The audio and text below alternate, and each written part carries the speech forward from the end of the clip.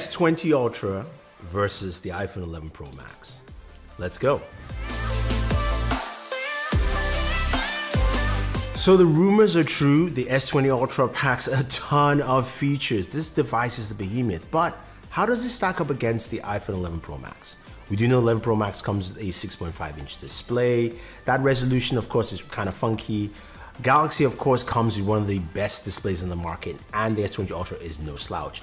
At 6.9 inches, it is a lovely display, 2K resolution. You've also got 120 Hz refresh rates, but that's at 1080p.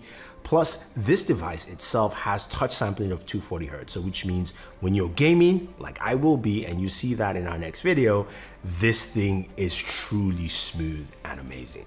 Now, in terms of internals, this is powered by the Snapdragon 865 processor.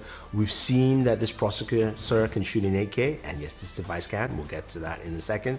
But the 865 processor promises a lot of fun features, especially for gaming.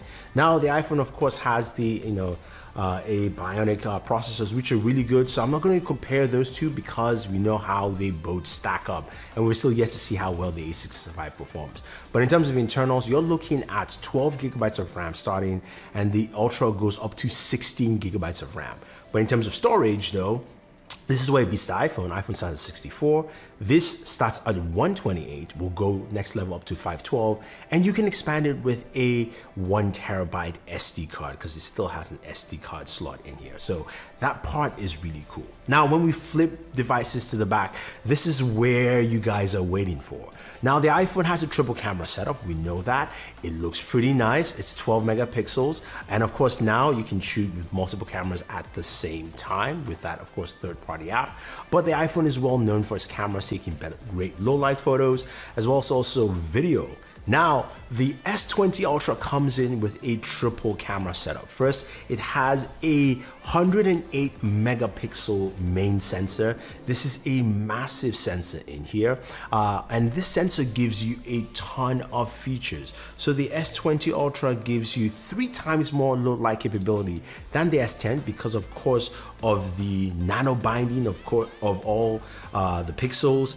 You've got multi-ISO composition. So there are a ton of things that it actually does. We'll have to see that when we do the camera test.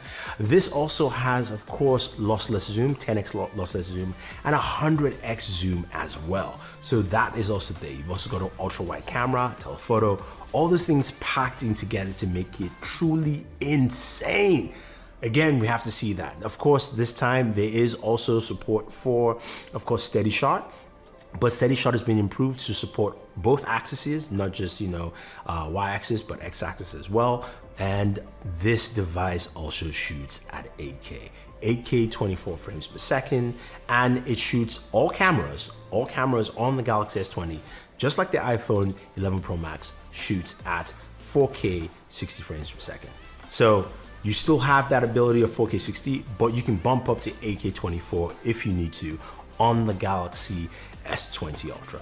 Now, another cool feature is something called single take. Single take allows you to take one photo or one shot and capture photo in either ultra wide, telephoto, wide, video, basically taking shots in every single camera possibility you need. So you snap one shot, you can get a little video and an ultra wide at the same time and decide what you want to share on social media. I think that aspect is really cool. Now, you've also got a 5,000 milliamp battery in here compared to the 3,900 milliamp. Now, the iPhone battery life is pretty good, but this should really boost the Galaxy S20 Ultra up there. This, of course, supports 25-watt charging that Samsung has, or the 45-watt charger as well. Now, Samsung also has reverse wireless charging on those brand new Samsung Galaxy Buds Plus, so you can use it with that. The iPhone doesn't have any form of reverse wireless charging.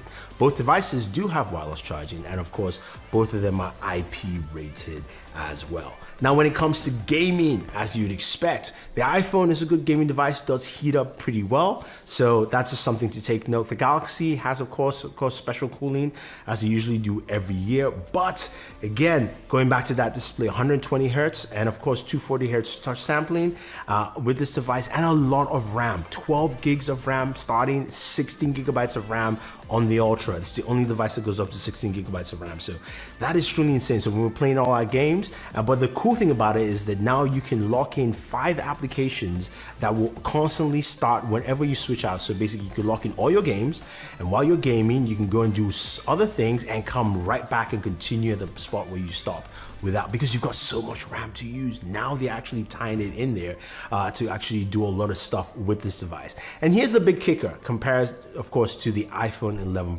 Pro Max. The Galaxy S20 Ultra is a fully 5G capable device. This is not a 5G variant or anything like that. It supports both millimeter wave and sub-6. So you can pick this up from Samsung.com and use it on any carrier's 5G service or any carrier's 4G LTE service as well. So you don't have to buy a special version of the Galaxy S20 Ultra. You just have to buy the Galaxy S20 Ultra, and it does.